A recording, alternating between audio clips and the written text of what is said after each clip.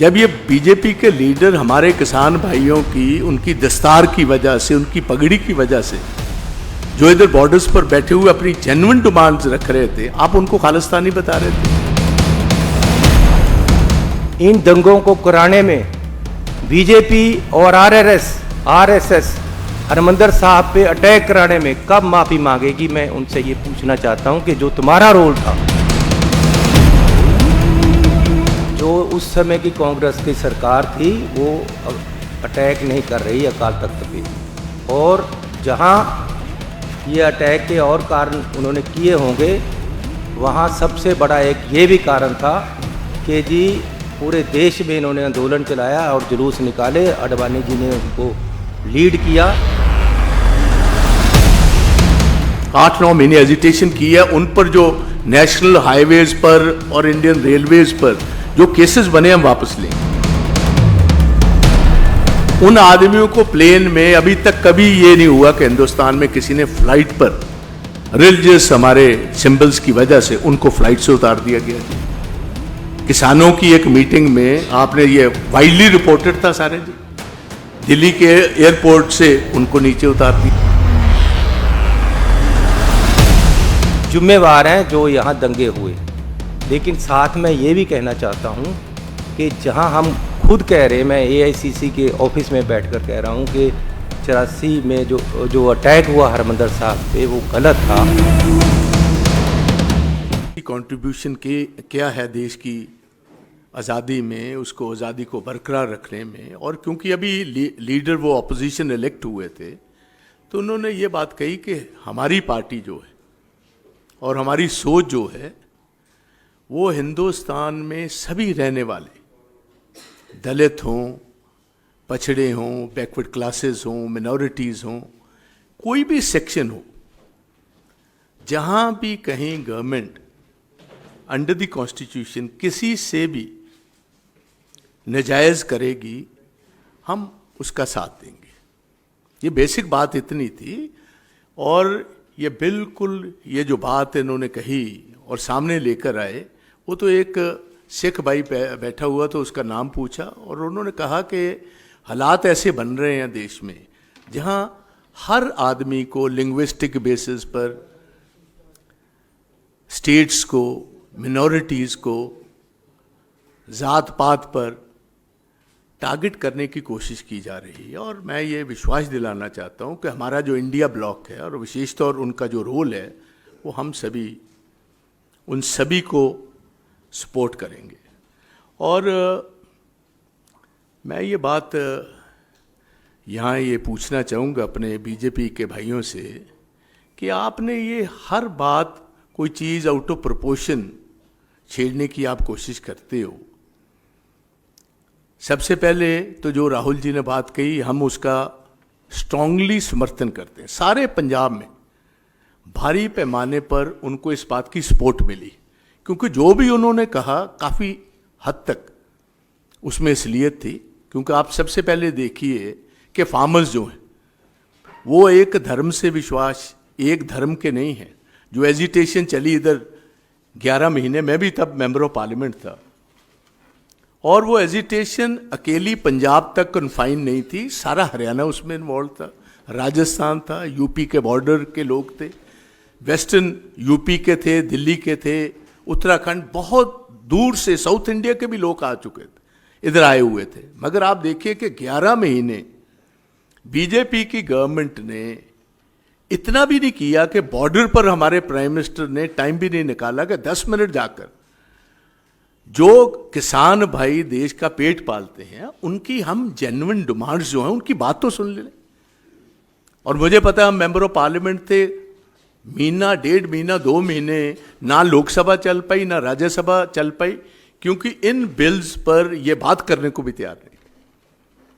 तो ये बात उन्होंने, और मुझे इस बात का अफसोस है कि आज हम काउंटर सवाल पूछते हैं इनके मंत्री पुरी साहब को, लालपुरा साहब को, एक और हैं दिल्ली के, इनके ताज़ी कांग्रेस के गए हुए भाजपा में, और एक हमारे कांग्रेस पंजाब से आकर इधर मंत्री बने हुए हैं, कि अब आप काउंटर सवाल कर रहे हो, कभी आपने तब तो आवाज़ उठाई नहीं जब ये बीजेपी के लीडर हमारे किसान भाइयों की उनकी दस्तार की वजह से, उनकी पगड़ी की वजह से जो इधर बॉर्डर्स पर बैठे हुए अपनी जेन्युइन डिमांड्स रख रहे थे, आप उनको खालिस्तानी बता रहे थे जी। और मैंने बोलते हुए तब भी कहा था प्राइम मिनिस्टर साहब से, प्राइम मिनिस्टर साहब जिस हिसाब का व्यवहार आपकी सरकार और आप कर रहे हैं, हमें तो कई दफे ऐसे लगता है कि ये सेकेंड वर्ल्ड वॉर से पहले जो एडोल्फ हिटलर ने जर्मनी में किया था, ऐसे हालात आपने पैदा कर दिए। इर्द गिर्द भाप फायरिंग लगा दी, उनके टेलीफोन के कनेक्शंस काट दिए गए, ये उनका पानी का कनेक्शंस काट दिया गया, और ऐसे कई आपको पता है। उसके बाद यूपी के एक इनके मिनिस्टर हैं जो मिनिस्टर ऑफ स्टेट थे, उनके लड़के ने कैसे किसान अपनी डिमांड रख रहे थे और बहुत सारे उनमें से हमारे सिख भाई थे, कैसे जीप के नीचे रोन दिए, 5-6 लोग मार दिए गए जी। और कितना लंबा अरसा हर पार्टी ने डिमांड रखी देश भर में कि आप मिनिस्टर से इस्तीफा दिलवाए, आपने कोई जवाब तक नहीं दिया। लास्ट मोमेंट तक उसको कंटिन्यू रखा आपके सामने जी। उसके बाद मैं बताना चाहता हूं, अब ऑफ लेट हमारे किसान भाई अब फिर आज से 4-5 महीने पहले पंजाब के दिल्ली में अपनी बात एक दफा फिर लाना चाहते थे, क्योंकि इन्होंने प्रॉमिस किया था। जब ये कानून इन्होंने वापस लिए थे तो इन्होंने चंद बातों का प्रॉमिस किया था। एक तो था कि हम एमएसपी देंगे, इसको लीगल गारंटी देंगे, और जिन लोगों ने दिल्ली में 8-9 महीने एजिटेशन की है, उन पर जो नेशनल हाईवेज पर और इंडियन रेलवेज पर जो केसेस बने हम वापस लेंगे। कुछ और बातें भी थी। हरियाणा की गवर्नमेंट जो बीजेपी की, खट्टर साहब की गवर्नमेंट, उन्होंने 5-5, 4-4 इंच के कील लगवा दिए वहां जी। आप मुझे बताओ कैसी ये डेमोक्रेसी है? ये आजादाना देश है। इसमें आप अपने किसानों को एक सेब पैसे चाहते थे, हमारे किसान और कुछ नहीं थे कर रहे। वो बस इतना चाहते थे कि हम आकर इधर जैसे पहले आए हैं, हम दिल्ली में आकर जंतर मंतर पर बैठेंगे, अपनी बात रखेंगे। वहां मुझे बहुत अफसोस से कहना पड़ता है, हरियाणा की पुलिस ने लाठीचार्ज भी किया, गोली भी बरसाई। एक नौजवान शुभकरण सिंह, 21 साल का नौजवान, फायर वेपन से वो मारा गया जी। 200 से ज्यादा किसान पटड़ हुए। और मैंने खुद as leader of the opposition एक बिल डाली हाई कोर्ट में, ऑनरेबल हाई कोर्ट ने उस पर फैसला करके जुडिशियल कमीशन बैठाया जी। तो ये जो वो बातें किसानों की रख रहे हैं, या सारे देश में कभी मणिपुर की बात कर रहे हैं, या आपके सामने ही है जम्मू कश्मीर की होंद को खत्म कर दिया जी। एक स्टेट थी, स्टेट को यूनियन टेरिटरी में बदल दिया। बात तो वो इतनी ही कर रहे हैं कि जहां डेमोक्रेसी खतरे में है, या कोई एथनिक ग्रुप्स बैठे हुए हैं, या दलित भाईचारा है, या ट्राइबल्स हैं, या मिनॉरिटीज हैं, उनके जहां भी इंटरेस्ट को प्रोटेक्ट नहीं किया जाएगा वो कांग्रेस करेगी और इंडिया ब्लॉक करेगा। मैं इधर, चन्नी जी हमारे भाई इधर बैठे हुए हैं, मैं आज क्योंकि ये मौका मिला है मैं बात ये करना चाहता हूं। राहुल जी ने तो बस आइडेंटिटी की अभी बात ही की थी। पंजाब आप देखिए सबसे बड़ा कंट्रीब्यूटर है देश की आज़ादी में। उसके बाद देश का पेट पालने में जय जवान और जय किसान का नारा पंजाब लाल बहादुर शास्त्री जी का जो था, वो सबसे ज़्यादा अगर उसका असर था पंजाब में था। अब देखिए हमारी स्टेट का पिछले 2.5-3 साल से लगातार इकोनॉमिक ब्लॉकेड है। हमारा 7,000 करोड़ रुपया सूबे का जो है वो रूरल डेवलपमेंट का फंड रोक रखा है। हजारों करोड़ रुपए के हेल्थ के जो हमारे पैसे हैं वो रोक रखे हैं। हजारों करोड़ रुपए के हमारे एजुकेशन के पैसे रोक रखे हैं। और जो पंजाब का ट्रेडिशनल ट्रेड रूट था, सिल्क रूट जिसको कहते हैं, आप जितनी भी बाहर से इन्वेडर्स आए हैं, they always came via this land route.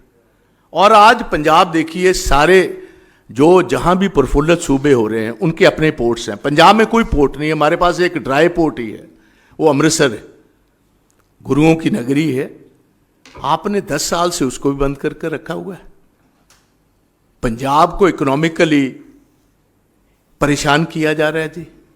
तो ये सारी बातें जो हैं, ये मैं सामने रखना चाहता हूँ। आप जो राहुल जी ने बात उठाई चन्नी जी, वो देश के सामने मैं ये भी बात रखना चाहता हूँ।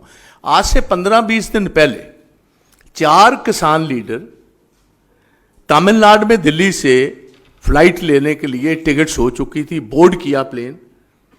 हमारे रिलीजियस सिंबल्स हैं, जैसे दस्तार है, हम पगड़ी जिसको कहते हैं, हमारा कड़ा है, ऐसे ही शॉर्ट कृपान हम ऊपर से डालते हैं। उन आदमियों को प्लेन में अभी तक कभी ये नहीं हुआ कि हिंदुस्तान में किसी ने फ्लाइट पर रिलीजियस हमारे सिंबल्स की वजह से उनको फ्लाइट से उतार दिया गया जी। किसानों की एक मीटिंग में आपने ये वाइडली रिपोर्टेड था सारे जी, दिल्ली के एयरपोर्ट से उनको नीचे उतार दिया गया जी। जहां तक मैं समझता हूं कि ये दिल्ली के लीडर ने जो राहुल जी को ये बात कही, उसका भी मैं समझता हूं हमारा डायरेक्ट चार्ज है कि ये बीजेपी की गवर्नमेंट ने जो उसने ये बात कही, हम उसको कंडेम करते हैं, क्योंकि सिख परंपराओं के खिलाफ है ये बात। हमारे गुरुओं ने हमेशा सरबद के भले की बात की, मानस की जात सब एक ही पहचान वो।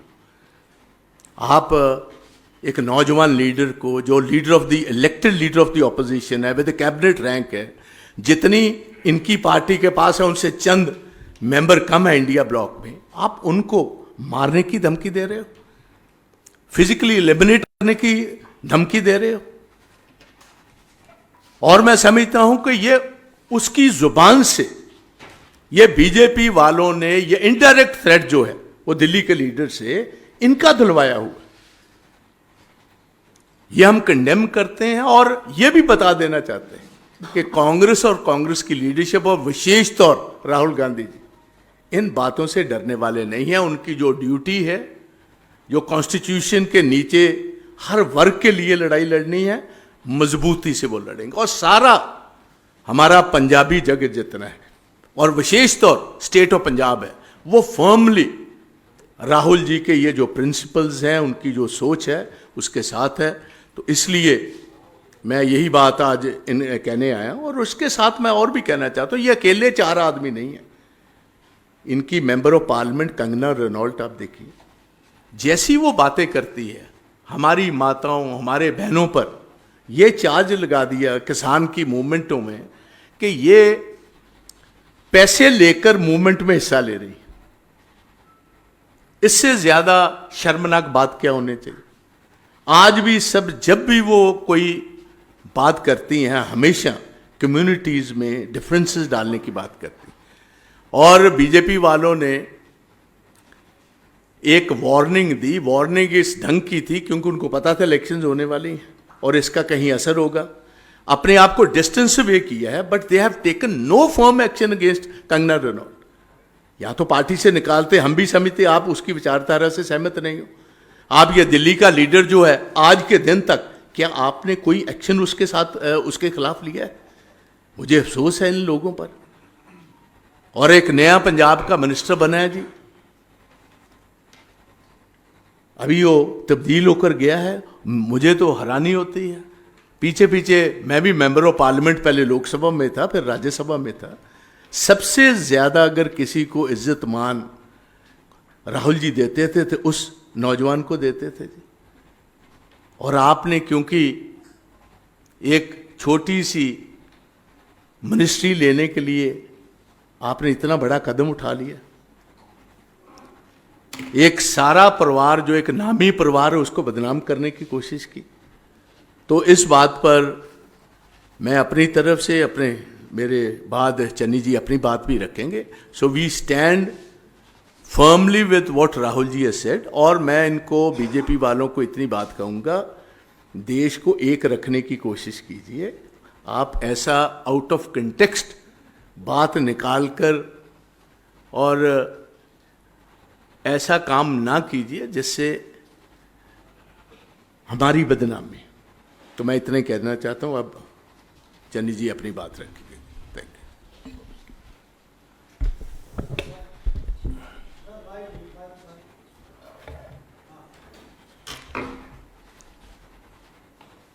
आप सबका धन्यवाद। सरदार प्रताप सिंह बाजवा जी ने लगभग सारी बात रख दी है। फिर भी इन्होंने मुझे कहा है, तो मैं इसमें कहना चाहता हूँ कि राहुल जी ने कहा क्या है।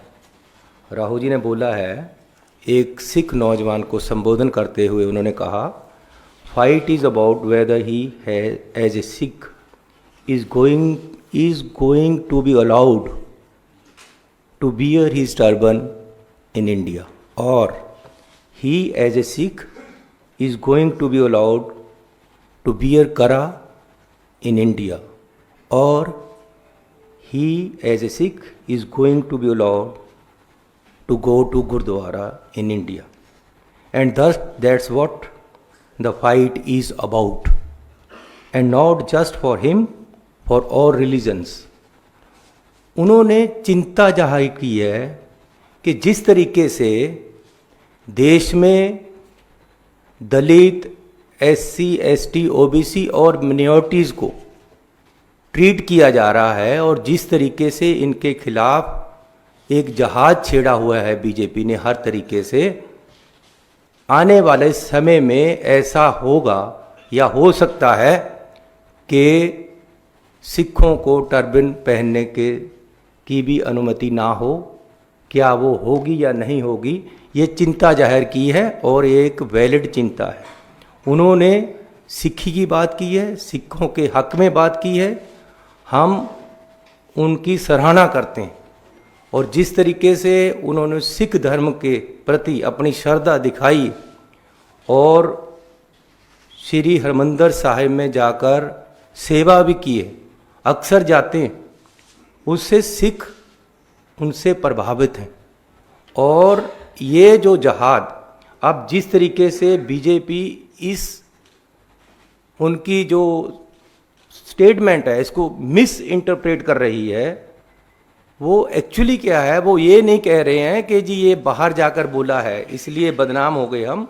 एक्चुअली उनको तकलीफ ये है कि राहुल गांधी जी ने सिखों के हक में बोला है। तकलीफ ये है कि इन्होंने सिखों के हक में क्यों बोला, इसलिए लड़ाई दूसरी तरफ से बनाकर सिखों को बदनाम करने की कोशिश की जा रही है और राहुल गांधी जी को बदनाम करने की कोशिश की जा रही है। जो उन्होंने चिंता जाहिर की है वो जायज़ है, और उसके बहुत सारे उदाहरण भी दिए जा सकते हैं मिनॉरिटीज़ में, दलितों में, एसटी, ओबीसी में, कि किस तरीके से मौजूदा सरकार इनको दबा रही है और किस तरीके से इनके साथ व्यवहार किया जा रहा है।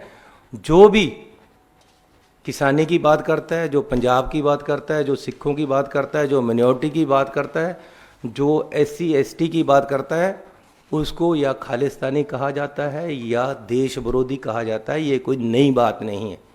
अगर राहुल जी ने कहा है तो पूरा पंजाबी लोग और हम सिख लोग उनके साथ हैं और हम उनकी सराहना करते हैं। He framed these issues as part of broader struggle for religious freedom in India.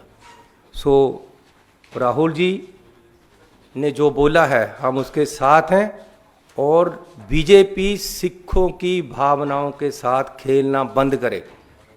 कुछ ऐसे सिख जो गद्दार तरीके से काम करते हैं बीजेपी में जाकर, उनको आगे खड़ा करके राहुल गांधी जी के जिस तरीके से खिलाफ बोला जा रहा है और धमकियां दी जा रही हैं और जान से मारने तक की धमकियां दी गई हैं, ये देश की डेमोक्रेटिक सिस्टम के लिए अच्छा नहीं है। किस तरफ बीजेपी सरकार देश को ले जा रही है ये बीजेपी को सोचना पड़ेगा। और वो जो ये मरवाहा जैसे लोग हैं जिन्होंने उनको धमकियां दी हैं, उसी समय उन पे पर्चा हो जाना चाहिए था कि देश के अपोजिशन लीडर को किस तरीके से कि जी जो हाल तुम्हारे पूर्वजों का हुआ तुम्हारा भी होगा। ये धमकियां जो दी गई हैं इन पे उसी समय पर्चा हो जानी चाहिए था, और हम मांग भी करते हैं कि उन पे पर्चा हो।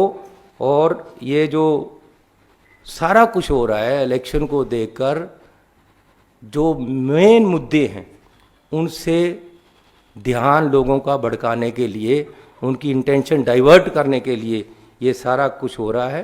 मैं पूछना चाहता हूँ कि पंजाब एक खेती प्रधान सूबा है, बहुत तरीके से पंजाब को उस वहाँ की अर्थव्यवस्था तहस नहस करने के लिए किसानों के खिलाफ कार्रवाइयाँ की जाती, उनके खिलाफ काले कानून लेकर आते हैं।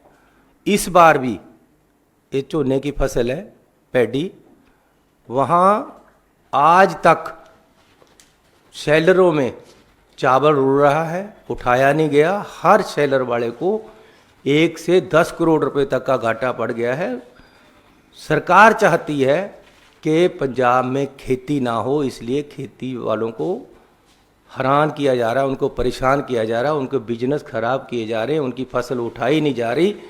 ये सारा कुछ पंजाब और पंजाबियत और सिखों को ख़त्म करने की एक बहुत बड़ी साजिश है, जो मैं आपके सामने रखना चाहता हूँ। और ये जो बीजेपी वाले कह रहे हैं कि जी बाहर जाकर बोले, प्रधानमंत्री जी बाहर जाकर क्या क्या बोले, इसके भी ज़रा देख लें। चाइना में ये कहा था, अरे भगवान बचाए भाई, पता नहीं पिछले जन्म में क्या पाप किए थे कि इंडिया में पैदा हो गए। ये मैंने नहीं बोला, ये बीजेपी के उस समय प्रधानमंत्री हैं जो आज उन्होंने बोला हुआ था बाहर चाइना में जाकर। चाइना भी बाहर का देश है, बात अंदर और बाहर की नहीं है। आज मीडिया इतना है कि आप यहाँ बात करो या बाहर बात करो, बात तो चारों तरफ फैलती। बात ये है कि उसका बात का मतलब क्या है। मतलब ये है कि आने वाले समय में मिनॉरिटीज़ को देखने के लिए भी कांग्रेस पार्टी उनके साथ खड़ी है। और राहुल जी ने जो सिखों के हक में बात की है, सिख उससे आभारी है। और हम उनके जो सिक्खी के हक में बोला है, मिनॉरिटीज़ के हक में बोला है। और जो मरवाहा कुछ सिखों को लेकर वहाँ गया, वो मरवाहा या सिख नहीं है, वो बीजेपी की एक चाल है कि जो अपोजिशन लीडर राहुल गांधी जी का ग्राफ बढ़ रहा है, उन्होंने सिखों के हक में क्यों बोला, इसलिए उस बात को पलटकर वो कर रहे हैं। ये मरवाहा नहीं बोल रहा कि आपका हशर वही होगा जो आपके पूर्वजों का हुआ, ये बीजेपी बोल रही है। और हम ये मांग कर रहे हैं कि मरवाहा पे एफआईआर होनी चाहिए। उसने जिस तरीके से धमकियां दी है, ये डेमोक्रेटिक सिस्टम में किसी तरह भी अलाउड नहीं। एक मिनट, देखो, मैं पहले ये पूछ रहा हूँ, हम तो करवाएंगे ही, मगर क्या मौजूदा सरकार जो है, एक लीडर ऑफ ऑपोजिशन को थ्रेट आया बीजेपी के लीडर से, तो ये एफआईआर तो गवर्नमेंट की तरफ से अब तक लॉन्च हो जानी चाहिए थी। अगर वो नहीं करें, see it's been 2 days, if they won't do it then we'll take, हम पहलकदमी करेंगे और ज़रूर एफआईआर की हम बात रखेंगे। और डिपेंड तो फिर गवर्नमेंट पर करता है, ये क्या करते हैं जी।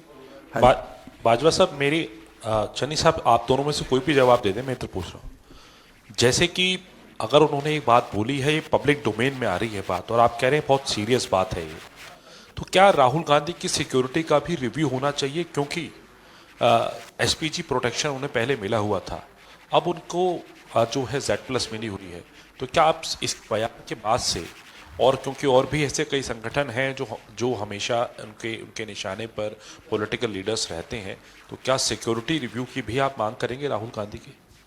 ऐसे है, मेरी बात सुनिए। जब प्रेसिडेंट ट्रंप पर अटैक हुआ अमेरिका में, आपको पता है कि उसी दिन उन्होंने कहा कि प्राइम मिनिस्टर मोदी जी की सिक्योरिटी को भी रिव्यू किया जाएगा। वो अमेरिका में अटैक था।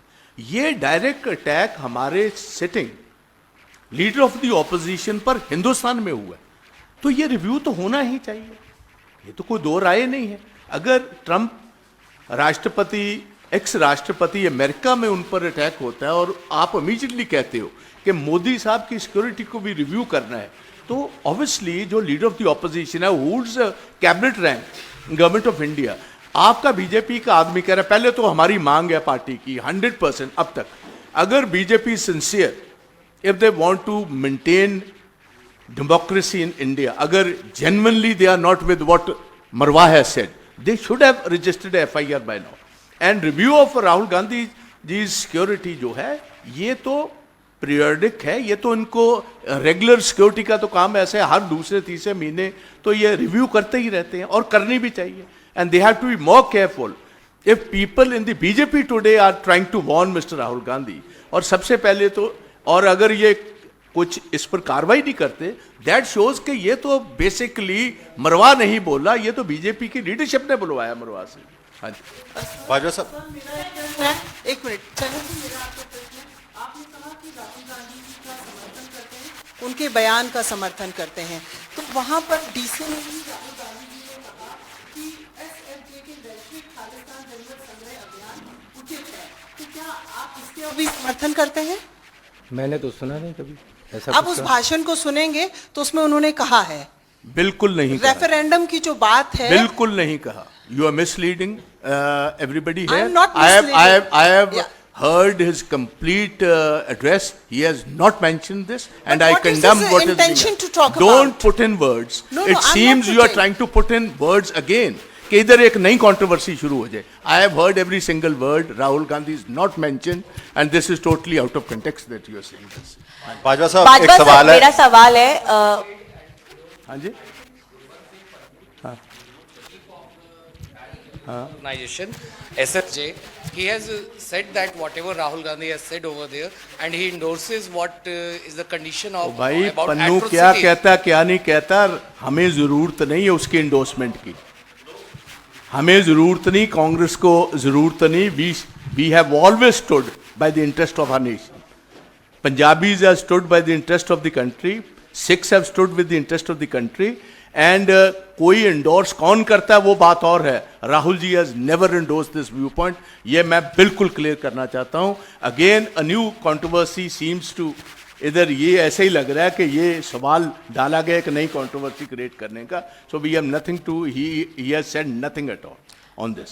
बाजवा साहब एक मेरा सवाल है, सवाल है, बाजवा साहब क्योंकि एक सवाल है कि परसों- 1984 लेकर अभी आप लोगों ने कहा कि कांग्रेस सिखों के साथ खड़ी है। आज जगदीश टाइटलर को राउज़ावनी कोर्ट ने अब आरोप तय करने की बात की है, पार्टी उनको क्यों नहीं निकालती? आप लोग अभी तक उनको साथ लेकर गाहे बगाहे आपकी स्टेज पर भी नजर आते हैं, तो पार्टी फिर सामाजिकता और एक समरसता का संदेश क्यों नहीं देती उनको पार्टी से निकाल के?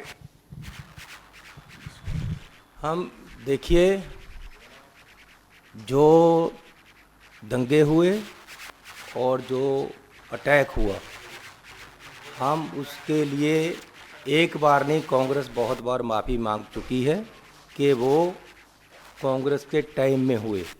जो हरमंदर साहब पे अटैक हुआ वो गलत था, ये कांग्रेस मान चुकी है और माफ़ी भी मांग चुकी है।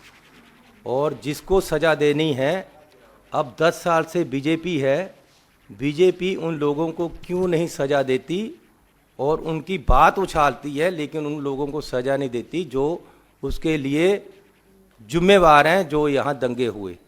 लेकिन साथ में ये भी कहना चाहता हूँ कि जहाँ हम खुद कह रहे हैं, मैं एआईसीसी के ऑफिस में बैठकर कह रहा हूँ कि 84 में जो अटैक हुआ हरमंदर साहब पे वो गलत था, तो बीजेपी क्यों नहीं मानती कि जो 84 में अटैक हुआ उसको कराने के पीछे बीजेपी का एक बहुत बड़ा आंदोलन था और बीजेपी ने प्रेशराइज किया कि हरमंदर साहब में फौज भेजी जाए। जो बीजेपी के लीडर हैं उन्होंने एक जुलूस निकाला कि हरमंदर साहब में फौज भेजी जाए। कांग्रेस की सरकार ने सिखों के आगे गोडे टेक दिए हैं, ये क्यों नहीं वहाँ भेजते फौज को। और बीजेपी अडवाणी जी ने अपनी book my country my life में इस चीज़ को इंडोर्स किया है कि उन्होंने एक आंदोलन चलाया, जहाँ बीजेपी ने और बहुत सारे आंदोलन चलाए, वहाँ एक आंदोलन ये भी था कि हरमंदर साहब में फौज को भेजकर वहाँ जो लोग हैं उनको पकड़ा जाए, उनको मारा जाए। ये ऑन रिकॉर्ड है। तो यहाँ तक कि आरएसएस के एक नेता जिनको भारत रत्न का पुरस्कार भी मिला, उन्होंने कहा कि जो ये दंगे यहाँ हुए वो परिणाम था आक्रोश का और गुस्से का, जिनको उन्होंने जायज़ ठहराया है। तो कांग्रेस ने माफ़ी मांग ली है। बीजेपी इन दंगों को कराने में बीजेपी और आरएसएस हरमंदर साहब पे अटैक कराने में कब माफ़ी मांगेगी? मैं उनसे ये पूछना चाहता हूँ कि जो तुम्हारा रोल था उसकी आप कब माफ़ी मांगोगे? कांग्रेस ने माफ़ी मांगी है। आज भी मैं कहता हूँ कि गलती की गई कांग्रेस की तरफ से, क्योंकि कांग्रेस के राज में दंगे हुए, इसलिए माफ़ी उन्होंने मांगी है। लेकिन गुजरात के दंगों की कौन माफ़ी मांगेगा? ये भी आज एक सवाल है। मैं फिर भी गुजरात पे नहीं जाना चाहता, मैं पंजाब पे ही रहना चाहता हूँ, क्योंकि पंजाब की बात इन्होंने की है। इसलिए जो अटैक हुआ उसमें बीजेपी और आरएसएस का भी उतना ही हाथ था, इसलिए उनको भी माफ़ी मांगनी चाहिए। सर, मेरा एक सवाल है, इससे अलग हटकर है। दिल्ली के मुख्यमंत्री अरविंद केजरीवाल को सुप्रीम कोर्ट की ओर से जमानत दे दी गई है। क्या आप उनकी जमानत को खुले मन से स्वीकार करते हैं और कांग्रेस पार्टी का क्या स्टैंड है अरविंद केजरीवाल की जमानत को लेकर? देखिए, ये कोर्ट का मसला है। उन पे एफआईआर हुई, उनका रिमांड लिया गया, उनकी आज जमानत हुई है। तो जो कोर्ट ने किया है वो कोर्ट का मसला है, हमारा उसमें इससे ज़्यादा कोई योगदान नहीं या रोल नहीं है।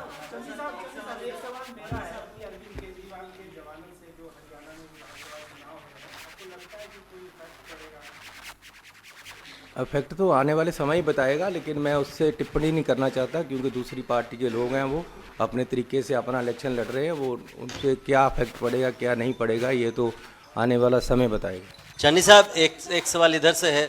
आपने कहा कि आडवाणी जी के प्रेशर में हरमंदिर साहब पर सेना घुसी, लेकिन उस समय सरकार तो इंदिरा गांधी जी की थी। आप कहना चाह रहे हैं कि वो बीजेपी के प्रेशर में इंदिरा गांधी जी मैं ये कहना चाहता हूँ कि बीजेपी आरएसएस ने एक माहौल क्रिएट किया देश में कि जो उस समय की कांग्रेस की सरकार थी वो अटैक नहीं कर रही अकाल तख्त पे, और जहाँ ये अटैक के और कारण उन्होंने किए होंगे वहाँ सबसे बड़ा एक ये भी कारण था कि जी पूरे देश में इन्होंने आंदोलन चलाया और जुलूस निकाले, आडवाणी जी ने उनको लीड किया, ये भी एक कारण बना। उसके लिए बीजेपी और आरएसएस को सिखों से और हरमंदर साहब पे जाकर माफ़ी मांगनी चाहिए।